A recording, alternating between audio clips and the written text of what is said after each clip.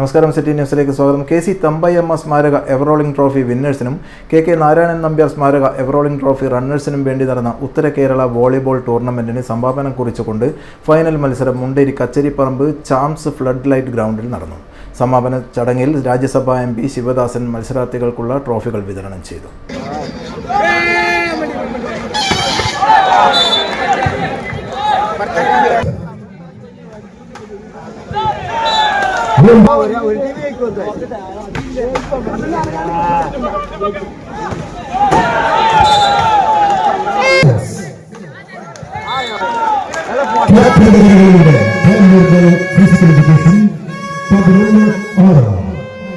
ചടങ്ങിൽ ഫൈനൽ മത്സരത്തിന് മുന്നിൽ നടന്ന വനിതാ പ്രദർശന മത്സരത്തിൽ IPM academy Vadakara Chembilode higher secondary സ്കൂളിനെ 2 സെറ്റുകൾക്ക് പരാജയപ്പെടുത്തി. വിജയികൾക്ക് രജിസ്ട്രേഷൻ വകുപ്പ് മന്ത്രി രാമചന്ദ്രൻ കടന്നപ്പള്ളി മെഡൽ വിതരണം നടത്തി. മിനി വോളി മത്സരത്തിൽ കാർഗിൽ വോളി ടീം 1-നെതിരെ 3 സെറ്റുകൾക്ക് MMCA കൊളപ്പയെ പരാജയപ്പെടുത്തി.